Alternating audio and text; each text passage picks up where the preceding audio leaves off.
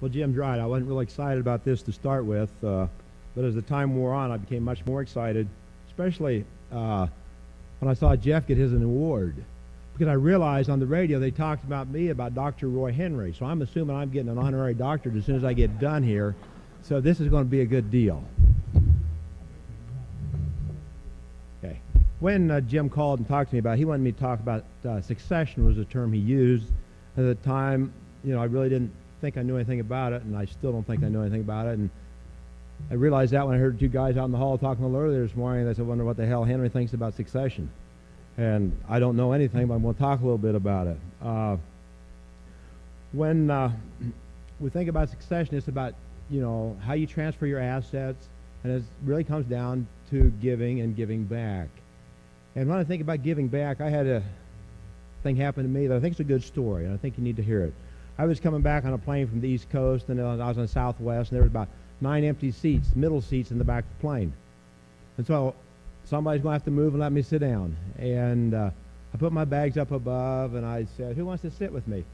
And these two African-American ladies were right beside me, and one said, oh, I'll slide over. Nobody ever sits with us. But she had a great big afro, and I said, well, I know why. Nobody can get in the seat beside you. She was one of the most wonderful people I've ever met. She was the lead singer for the Gaithers, and we became good friends in that hour at a time. There was a time when she put her headphones on, I thought she was turning me off, but actually wanted to find a specific song for me to hear. But when we landed in Kansas City, I gave her a hug, and she gave me a DVD and a CD, and I promised her I'd take her some pork. So I went to her house. She lives in Liberty, Missouri.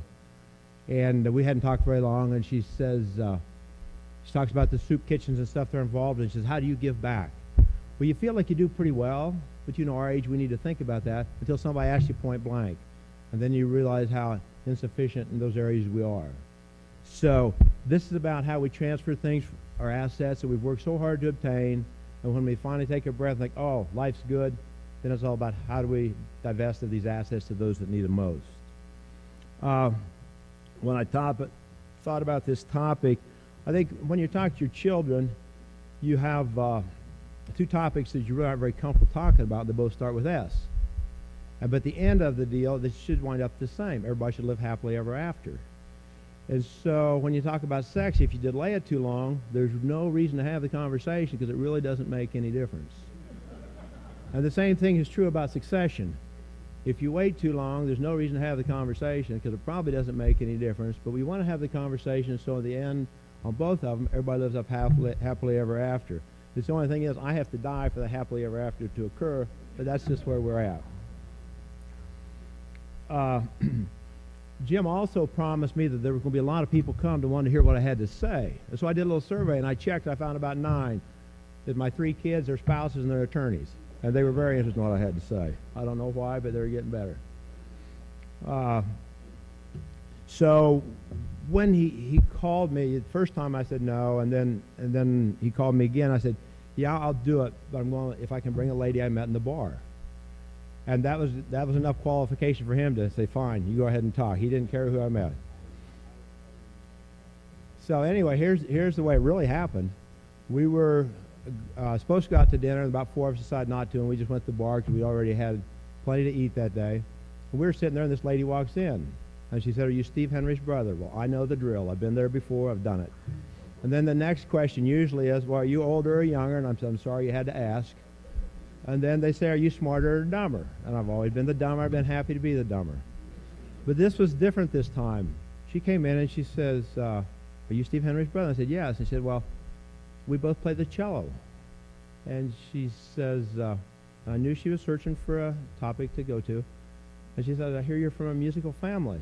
And I said, yeah. She said, what do you play with? I said, well, I played the trumpet, but I realized you had to practice to get better, so I quit. And so she was still struggling for a topic. And she said, what hobbies do you have? And I say, well, really none. I just go to meetings and work and have grandkids. Well, bingo. There was the succession topic. So we sit there and we talk for a little while, and it was getting late, like probably 8:15 or so, and I was ready to go to my room. And she says, I'd like to continue this conversation in the morning so I can take notes and maybe write about it because I'm doing some succession talks. Do you think you can remember what you told me tonight? And I said, well, I didn't make it all up. So the next morning we met and we had a talk and we had a great time. And so now I'll go on to a little bit more. I want to start out talking about some people that I know about, specific incidents. Then I'll show a little bit of our family history, more of what my parents did than what we're doing. My parents, we can say this worked for us. What we're doing, we're trying, but we don't know that it's right. But when I talk about, we're going to talk just a bit about Greg, Don, Mike, Bill, Phil, and Julie.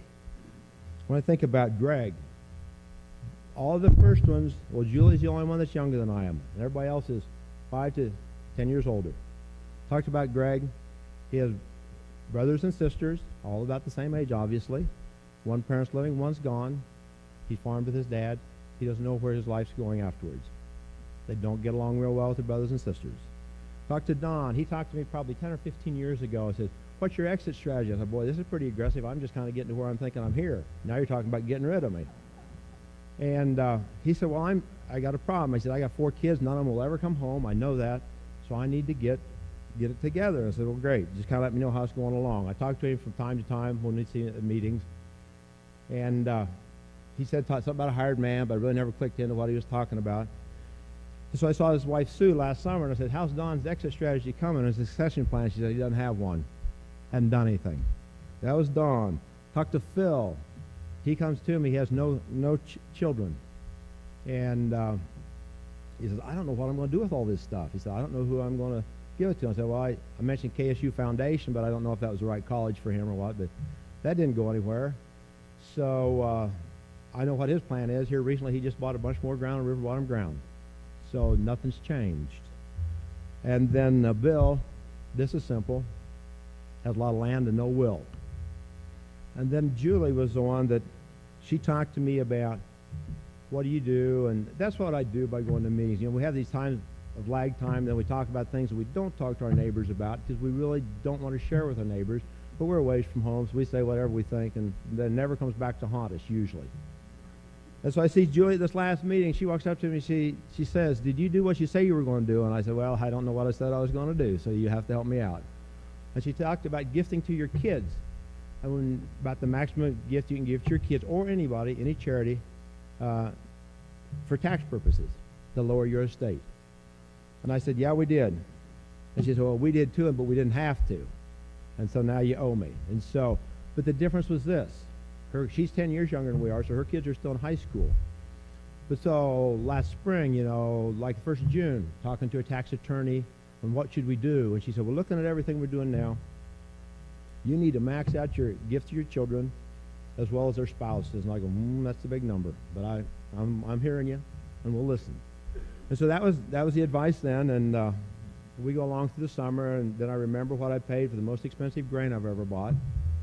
And thinking nothing about our earlier discussion. And then in November we got PERS, and all the pigs are leaving. And then just before Christmas, Linda calls, you got to come home and sign these checks. And what checks are these? Oh, the one for the kids. I said, oh, yeah, but we're surely not going to do that. Not now.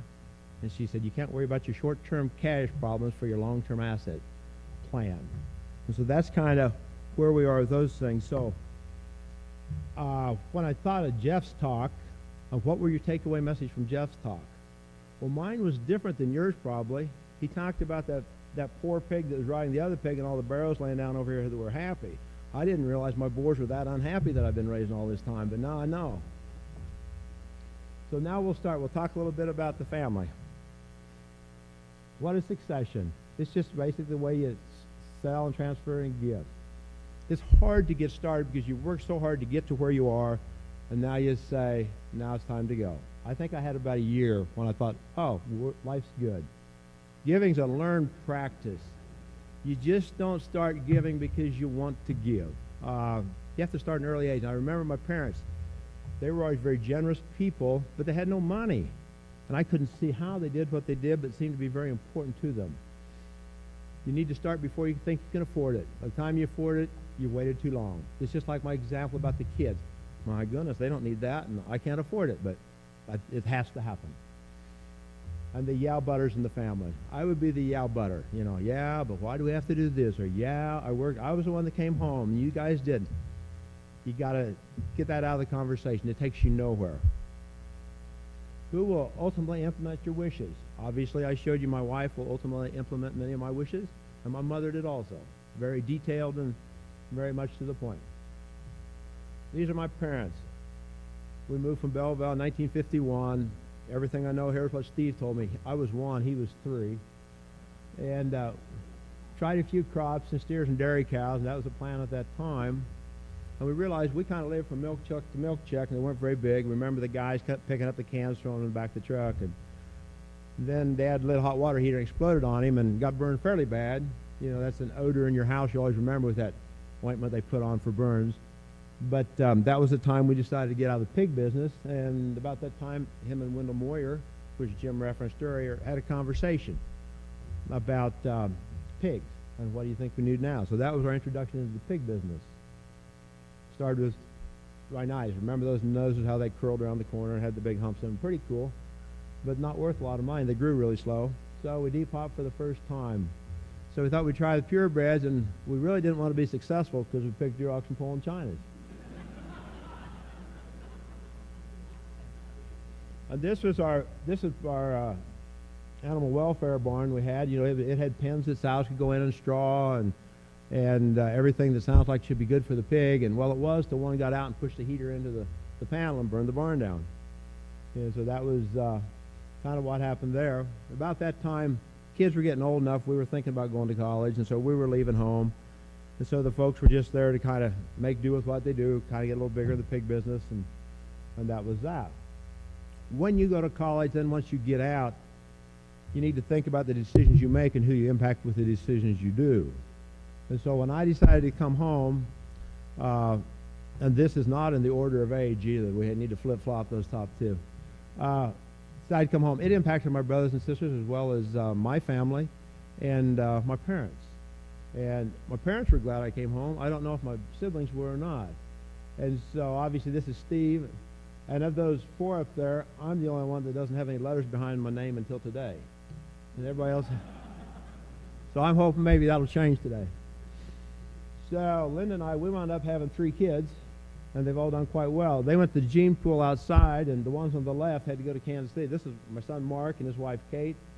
She's from Kansas City, and she was going to move home to a pig farm. I thought, yeah, this is really a good deal. And we couldn't have had a better daughter-in-law to move up to the pig farm. It's been wonderful. And so they're on the farm now. In the middle are Luke and Lindsay. He stayed pretty local. She's a farm girl from home. And they live here in Manhattan. And then on the other side, Amanda had to go quite a way. She had to go to Amman, Jordan.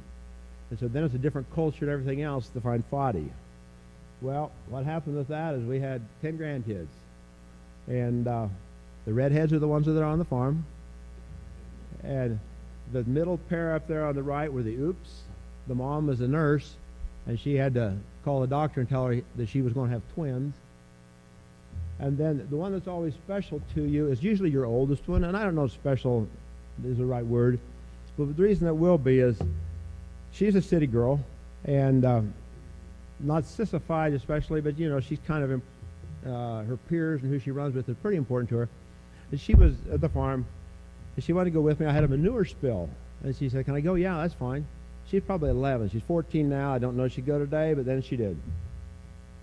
So out in this big spill, and yes, I called KDHE just before we went. And I walked out in the middle to see why the line had broke. And I hear her holler from behind, "Can I come along?" I said, "Yeah, that's fine." So put the boots on back in the Ranger. So she puts them on. Not too long later, I hear, "Grandpa, what do I do now?" Well, she'd walked out of her boots. Well, she did the right thing. I said, "Put them on and keep coming." She kept coming, so I'll always remember her, that she can probably face any adversity and come out fine. This is a timeline continue. I graduated actually in 72. We were then a commercial herd, continuous expansion. Expansion was easy at that time frame because we just kind of had to beg forgiveness. We didn't ask if we could do it, and it worked quite well. We depopped in the early 90s, become a gilt PIC multiplication unit. We tried to go for value added rather than increased numbers because we had the opportunities and lived in the right spots, so we went that path.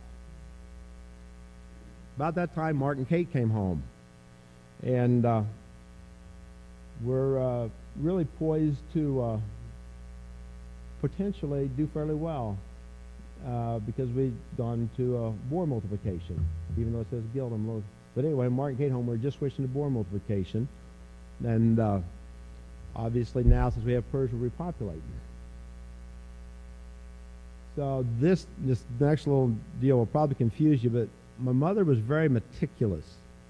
And I've seen her spend hours balancing the bank statement to the penny, which I have all my life written corrected balance and just gone on. So I believe the bank. But it's very important to her that was one was plural and one was possessive, and she wanted to be sure you always use the correct form of Henry's when referring to us. We were a C corporation, and it worked well for what my parents were trying to accomplish. It was a business transfer to the children and tax management. Today, that would not be your vehicle of choice. They gifted shares in the corporation to all the children, and share value varied. Corporation bought the remaining shares from my parents when they left in 1976. I was 46, Dad was 76, 30-year spread. Mark's home, he's 30 years younger than I am. This is what Steve remembers when we drove up the first day on the left, and this is what we are today. Ownership transfer. The value increased about 14-fold by the time we retired. The folks retired. So their plan had worked out. Each child got a portion that they intended, the parents had intended on, and the business continued to operate. The decision of the four siblings is if and when we would sell the shares, how that would come. And this is the part that most all of agriculture struggles with. It just doesn't, okay, the parents are gone. My parents were fairly open. We had good discussions. But now what happened? And throughout the whole time of, from probably shortly after I came home till they were gone, they worked with a tax attorney. And so a tax attorney and planning has always been part of what they did. Shareholder can sell to anybody else in the corporation, which means the market value is very questionable. My youngest sister Ruth wanted out early. The parents were still around then. The corporation bought her out. So it was a fairly easy thing. It wasn't a real big number because it was early enough. It wasn't too bad. And then Mark came home. And so we're sitting there now. Steve and Mary still own shares in the corporation. And Mark's home, and we're thinking, how does this work? Because we have another son that mentioned, well, I don't like physical therapy all that well. If you need help, I'll come home. And so we didn't know how we would, where does Mark fit? Is he just an employee? Do we give him ownership in this corporation? Do you start another? So there's many questions you have to ask. And the most important thing that I'll probably tell you today is what you need to listen to now, is every family needs a third party involved in your discussion. So you have that non-emotional, trusted source that can help make the decisions when you need to do that. The families that have passed on successfully have had that person sitting on their boards. We had that, but we didn't know that. Because Steve, because of who he is and what he does, was a person that would come in and give us an opinion that we would all accept. Even though it might not have been the smartest opinion and maybe mine was better, his always won out in that situation. And I was pretty good with that because he was pretty good to me. And so what happened is we walked into Kansas City. It was Steve, Mary, Linda, and I to talk to Cindy, our tax attorney. And Steve, you know, I was looking for a normal day. And Steve walked in and said, Cindy, the next generation's home. It's time for you to figure out how Mark and I, or for Mary and me to get out. Well, I go, holy crap, I'll never be able to pay for this. And Mary goes, what's going on? Well, that was our initial response, but we allowed Cindy to work out a plan which worked for all of us. And they all agreed that this is the best because at some point it had to happen. Was it the perfect time? Well, for me it was. Was it for them? I don't know. But there was really never any animosity, and it just happened. And I really thought maybe they'd gift some shares back to me like my parents did, like monkey see, monkey do. Didn't happen. I paid for them all. Now Linda and I work to repeat the process. Very important third party. Skilled legal counsel, attention to detail. Something always changed in the tax laws, like I referenced to Julie. You know, the tax laws changed. And so therefore it went to $5 million instead of $1 million. So therefore she thought she didn't need to do it. She needed to do it. Stock value fluctuation impacts the buyer and seller. You know, you have opposing things. We all deal with that every day when we purchase grain from our neighbor. They want the high, we want the low. We've got to come to an agreement somewhere. It's a mindset that has to be transferred to giving with a timeline and a goal. Here's the way it works for me. There was a time in these discussions when I had to decide how long I was going to live. So I decided 87 was my number. And if you do that, let's assume you've maxed out what the government will allow you. I got to give away $210,000 a year to die broke. And that's really quite a little bit of money. And I hope that nobody's listening from the foundation here. So now you need to start a plan of how much you can give. That's the advice from the Henry. Start it now. The hardest part of anything is letting go.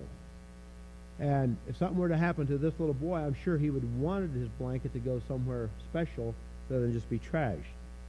It's never too early to begin letting go of your blanket.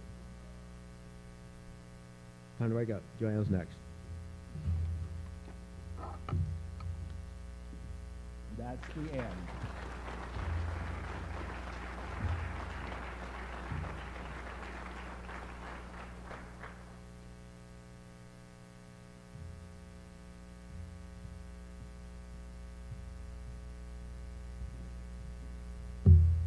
Well, I'm not exactly sure how you follow someone like Roy Henry. And if you believe, maybe 10% of what he said about our meeting, well, then that would probably be about right. But nevertheless, you probably saw me walk up here with this big binder with about 20 pages. Well, we don't have enough time, and I want to just visit with you, and we'll point out some of the highlights of what I have in the written proceedings. But since everything is there, we're not going to go through it slide by slide and word for word. But first of all, I am really kind of impressed because Roy, when we talked yesterday and then we met this morning to figure out how we were going to do this, he had this one little sheet of paper with some scribbled notes on it, and I thought, oh my goodness, this is just going to be a disaster. But he got up here and just spoke from the heart, and that's what I'm going to do too. But we had kind of gotten to know each other a little bit, and some of you might have heard this story that he's told to you before, but he was suffering some health problems there for a while, and so Linda, his wife, said, and I'm kind of getting out on a limb here because I've not met Linda yet, so. But anyway, he wasn't feeling well, and he called his doctor, and he said, I just haven't been feeling well. I just, don't have any energy, and to be honest with you, my sex life hasn't been that great either. And the doctor said, well, you know what, Roy, you just need to exercise. You need to get out there, and you need to be more active. And so the doctor said, well, you just need to, for the next 15 days, I want you to run 10 miles a day. And then you call me after that and see how you feel. And so the 15 days went by, and he called his doctor, and the doctor said, well, how are you feeling? And he said, I just feel great. I've never felt this good. I've probably lost about 30 pounds, and I'm more muscular and just feel great. And the doctor said, well, how's your sex life? And he said, well, I don't know. I'm 150 miles from home.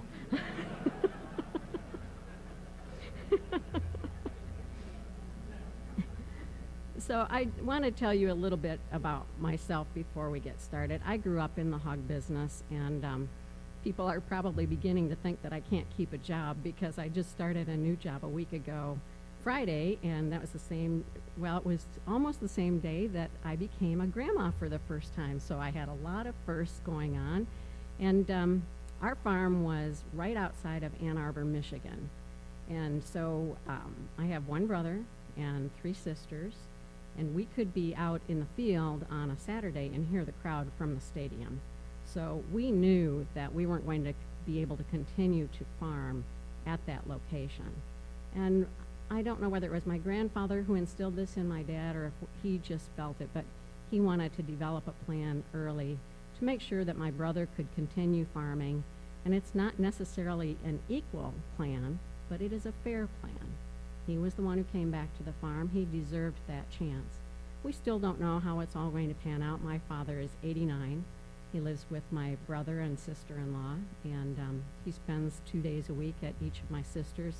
Unfortunately, I live in Iowa, so I don't get to spend as much time, and the last time he came to Iowa, he got very sick. It was for my daughter's wedding, and I just thought it was the flu, but he had gone aseptic, and then he went AFib, and it was just one thing. I couldn't wait to get him back to Iowa. I didn't want him to, or back to Michigan. I didn't want him to break while he was on my watch. But of course, growing up on a farm and being in the pork industry, my sisters and I were all in the pork queen contest, and that's been many, many years ago, so I hesitate to even mention it. But we were, the Michigan group always had a legislative breakfast. So we would go to the state legislature and we'd hand out bags of Michigan products as they came through the line. And I happened to be standing next to the Michigan Navy Bean Queens. So we were the Michigan Pork and Bean Queens. It was kind of funny. I got a kick out of that. So anyway, we're going to talk a little bit about farm families and that they can risk losing their farms when estate and farm succession plans are non-existent or are stalled. Everyone has a plan, whether it's the default plan or the actual plan. The default plan is designed by the state law where the farm family lives and the property is located. The intentional plan is the one designed by farm families to carry out their wishes. Often families avoid planning in order to divert conflict or face mortality. And one of the things we were talking about this morning is it can't be brought up really by the kids. It's got to be brought up, it's got to be kind of brought forward by that senior generation. Because if the kids bring it up, well then it's like, okay, are you just waiting for me to kick the bucket so you can see how much you're going to get? And really that's not the case. It's just, okay, what's going to happen next? They just want to know what the plan is. And so as Roy said, you just can't plan early enough to make sure that you've talked about this with your family and the people who need to be involved in the decisions. So today I'm going to talk about good communication skills and principles that can be employed to help resolve conflict and bring you to workable solutions. And I'll talk about some of the bad communication pitfalls that individuals and families can fall into. And then we'll go through a few situations that are truly tragic and can be avoided if you'll take the time to do it. Communication, although essential, is rarely easy. Sometimes it's most difficult to have meaningful conversations with people about whom we care the most, not telling you anything that you don't know. And sometimes you'll find that it's best to let issues rest before trying to communicate, but other times you can't wait. It's imminent that you talk about these things. After all, every family is a team, and this is particularly true with families who farm. They must communicate effectively in order to manage their farms effectively. What it means when you talk about farming, it's not like a normal business, although I know people in other businesses also get attached to their business. But farming is a connection to the land. It's a connection to the animals that you raise. You're producing food for the world, and we take that very seriously. And I imagine nearly everyone in this room, if you haven't, you've seen the ad that was on during the Super Bowl, and you're going to have different opinions about how it was executed, but I don't know about you, but I felt really good watching that ad, to be involved in agriculture and to be working with farmers, because you compare like a Budweiser ad or a Tostitos ad, we're feeding the world. We're providing protein for the world, and we take that very seriously. So just as every person communicates and negotiates with coworkers, employees, and other people with whom we come in contact, so do we communicate with family members. Whether involved in the day-to-day activities or not, every family member is involved in one way or another, so we need to keep that in mind. So when we talk about good communication, it's about active listening skills and encouraging others to continue interacting. As an active listener, you demonstrate your interest in what is being said using both verbal and nonverbal communication. And you open the door for others to begin using the same techniques. I think what Roy was talking about, and having a person in the family that has well-developed communication skills, and having a good relationship with the family members is very unique, because in every conversation that I had in putting together a presentation last year, it was the only one that had a positive outcome. So this is, it's very unusual to have that situation, but it also tells us how important it is to start planning early. So when we talk about communication, the goal is to guide the family from positions to solutions, more or less a directional GPS. And I have a story that kind of talks about nonverbal communication. Again, Roy spent some time telling me about some situations, and he told me about one time when he and Steve were in their car and in a rural area, and a cat ran out in front of their car, and of course they tried to avoid the cat, but they didn't, and they killed the cat. And there was a farmhouse nearby, so they assumed that the cat probably belonged to the people in that farmhouse. So they walked up to the door, and a woman came to the door, and they said, "I am so sorry, ma'am, I think that we killed your cat." And she said, "Well, what did the cat look like?" And Steve went,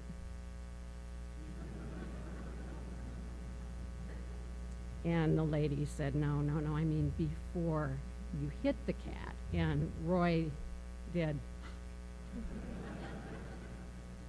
So you can really tell a lot from nonverbal communication.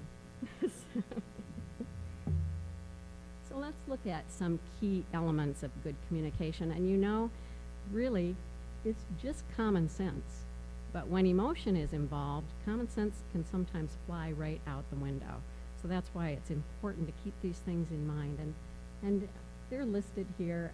Conversation booster, just briefly encourage families to set the tone with a question or comment that has an important purpose with no hidden agenda. So, for examples might be, where should we begin? And what else? And tell me more.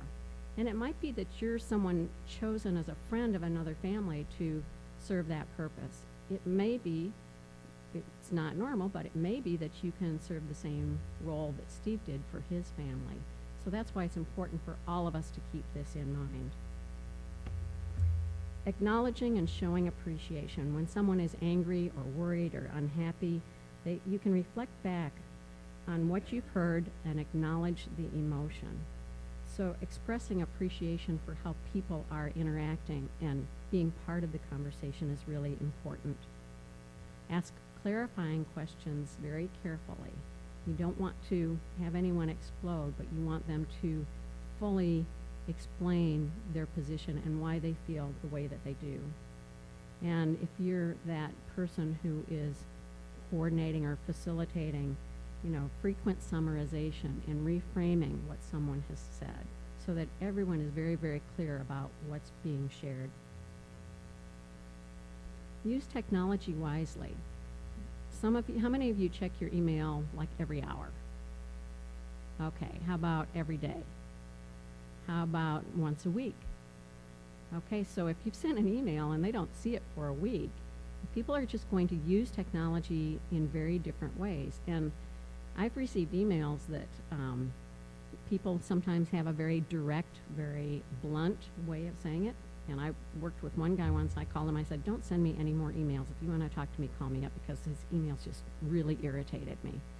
But you know how that is. Some people are just more direct. So face-to-face meetings are really very important. Introduce optimism to move the conversation forward. When families are in conflict, they may begin to lose hope. They may even give up on the possibility of ever coming to a resolution. So help them think, and if you're a family member, think about those really good times that you had with other family members, whether it's growing up, whether it's a trip you took, maybe it's something that they really did well and that you can make them feel good about themselves in those times when you really were closely knit. Use transparency to build trust. Tell people really what you're thinking and what you're feeling. That will encourage them to do the same. Use and instead of but. my husband, if I say, how do you like this dress? He said, well, I like it, but, or I love you, but. He doesn't do that. He knows better than that. We've been married 39 years. He would never do such a thing, but it's something, try to just talk about the positive, and if you have negatives, then be very careful about how you express those things. Other key factors: interpersonal skills, how they help us interact with others, building a rapport, especially with those family members that maybe don't live close by or that you don't talk to frequently. The tone of voice that you use is important. If you tell someone that you love them, you want it to sound like you love them, not like you're just saying it begrudgingly. And nonverbal cues, as we just talked about, are very important as well. So beyond effective communication, even sometimes good communication can fail.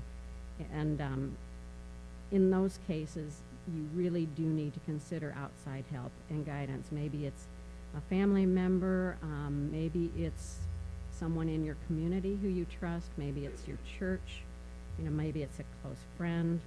But factors such as individual personality, upbringing, culture can influence how comfortable families feel sharing private concerns with others. And I think in farming, almost more than any other occupation, farmers, especially those older generations, are pretty, they keep things to themselves. They think, well, I can handle this. It's not something that we need extra outside help doing, but in most cases it is, especially when it comes to family succession.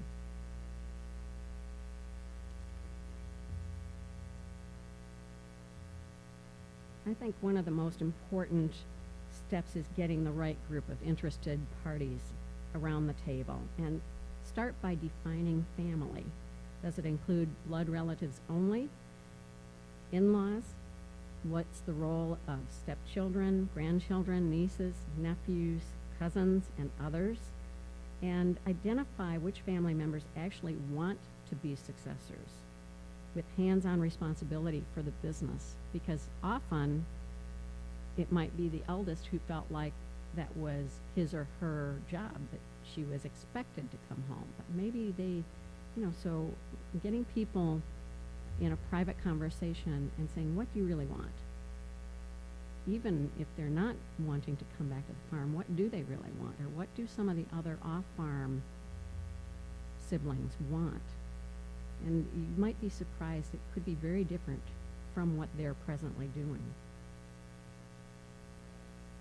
And the other thing that some other people who have served as facilitators have told me that sometimes they don't really want to be farming.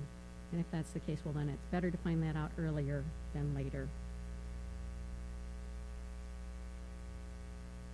So these are the common things that you hear, and they have to be worked through. And really, having just an informal conversation, getting these things out in the open, is probably more, needs to be done first before you actually, bring in a professional, whether it's a tax person, whether it's lawyers, whatever. You've got to get to the root of what's going on in a family before you can get to that next step.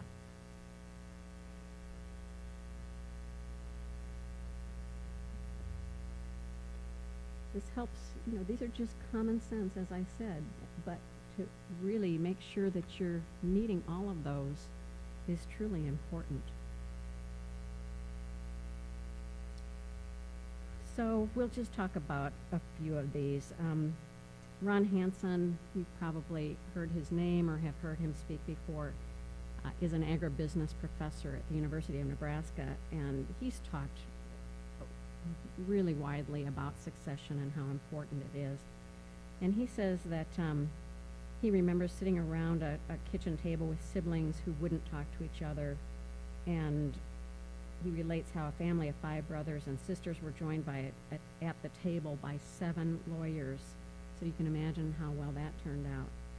But he also says that he wouldn't have become a college ag professor and an expert in succession management if there hadn't been discourse between his parents and his grandparents. He would have been farming the Illinois land on which 2 generations before him couldn't peacefully coexist. So sometimes rather simple misunderstandings, as well as the stress of daily life on a farm, can quite easily damage the personal and working relationships between family members. So he recommends that families try to use different styles of dealing with conflict. He talks about some of the things that can affect how you interact with other family members, and that historical impasses can put things to a standstill.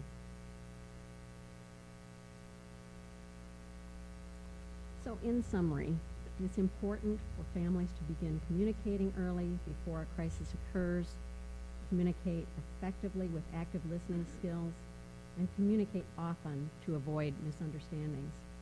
Remember your directional GPS, and that the goal is to guide the family from positions to solutions. So I think I'm probably already behind my time, but just in closing, just want you to realize that everybody needs to have realistic expectations of the issues that may arise when family members are encouraged and expected to speak freely, openly, and respectfully. If disputes over the future of the farm are allowed to simmer, family unity and the long-term success of the farm deteriorate. The importance of focusing on a positive attitude and keeping family as the top priority in any farming situation cannot be overstated. Farms can be replaced, and there is life after farming. But when you lose a family relationship between brothers and sisters, fathers and sons, or fathers and daughters, or you destroy a marriage between a husband and a wife who once loved each other and shared a dream together, you rarely get a second chance.